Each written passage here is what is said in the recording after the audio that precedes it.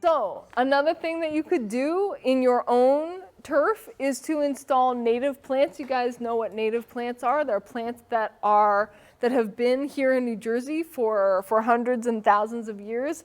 They're adapted to New Jersey's climate. They already have resistance to our insects, to our diseases and all those things, and so they are fairly hardy in the environment. You won't need to water them as much because they are already acclimated to what's happening here in New Jersey's climate.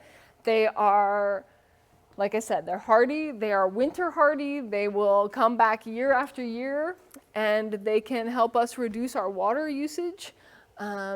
They are less fussy than all those exotics that need a lot of tender love and care. They need fertilizer, they need all kinds of things. Where native plants, you just put them out there and they're pretty much good to go. So consider native plants when you are planting in your yard. Here are some examples. These are full sun plants that you can plant. These are some shade plants you could plant. There's also a list put out by the Native Plant Society of New Jersey specifically for Passaic County. I can send that to Kathy. If you want to be super, super local. But all of these are really cool plants. This is black-eyed Susan, this is bee balm, this is coneflower or echinacea. But most people think of native plants as being some wild, weedy looking thing, and these plants can look just as cultivated as your exotics. You just have to keep up with them the way that you do. And you have the deer to consider. And yes. You didn't hand out any lists, because on the list you have deer resistance. Yes. There they are. Yes.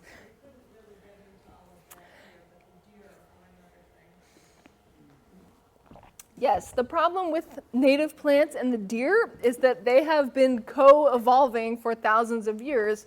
So the deer like all of the native plants that have been growing here. But here are some deer-resistant plants. They are not deer-proof. Deer will eat anything if they're desperate.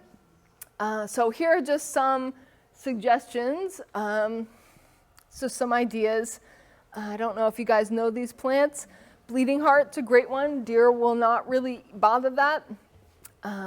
Irises, these are actually common plants that if you have them in your yard, you may have noticed that the deer don't really bother them compared to other things. So just keep those in mind. And again, I can share these slides with Kathy to get out to you guys if you need these lists or if you need more information. So getting back to stormwater and environmental benefits, another thing that you can do that will impact the lake is to plant some trees. Anytime you plant trees, they are managing stormwater at an amazing rate. One tree can pull 100 gallons of water out of the soil per day. Per day, one tree. So think about all the trees that you could plant in this community, in your yard, in all the parks, whatever. And trees also provide oxygen, as you know. They are breathing CO2 and releasing oxygen. And then trees can also absorb air contaminants. So not just carbon dioxide, but all those other things like ozone, sulfur dioxide, all those things that that are air pollutants as well. So they're not just managing stormwater, they're also pulling out air contaminants. So trees are amazing. Please plant as many trees as possible. And then anytime you have trees in your environment, it leads to reduced crime, improved health, all kinds of things. Students do better in school if they have a window where they can see a tree, all kinds of things. Yes? When it takes up that 100 gallons of water, it converts it from a liquid to a gas. And That's correct. And that takes energy away from your property, so it keeps you cooler. There you go. So you are providing evapotranspiration back up into the atmosphere. And you remember the water cycle that I showed at the very beginning of this talk. So trees are participating in that water cycle through that evapotranspiration process. So trees are amazing. Please plant as many trees as possible. So, real quickly, let's talk about the New Jersey fertilizer law. Did you guys know that New Jersey has a fertilizer law? It is the strictest fertilizer law in the country. This was passed in 2011. It does all kinds of things. I'm not going to read all of these, but some of the most important things for the homeowner, this limits when fertilizer can be applied. There is a blackout period. You can only apply fertilizer from March to the middle of November, and then no fertilizer can be applied either by homeowners or professional landscapers. It is blackout. No fertilizer during the winter because you don't want to put fertilizer on frozen ground.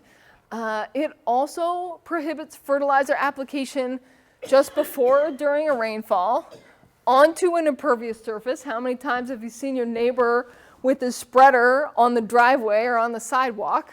And then prohibiting fertilizer application onto frozen ground. Again, this applies to both the homeowner and professional landscapers. So this applies to homeowners, but it is not particularly well enforced. New Jersey Department of Environmental Protection is very understaffed and underfunded right now, so the police are not going to show up. But we want to promote sustainability and reducing fertilizer use as much as possible. Also, important for your lake community here, it establishes a buffer area.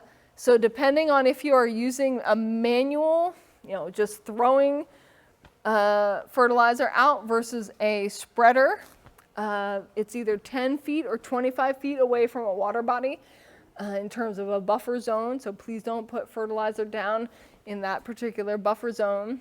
Please pick up after your pet. All of that pet waste will also end up in our receiving water here in the lake. I'm sure everybody picks up after the pet, right? Yes, everybody. Well, yeah, if you're indoor pet, you already have that. But if you're walking your dog, you always see videos of people walking their iguana or something crazy. But please pick up after your pets. It's not that hard. Something easy to do.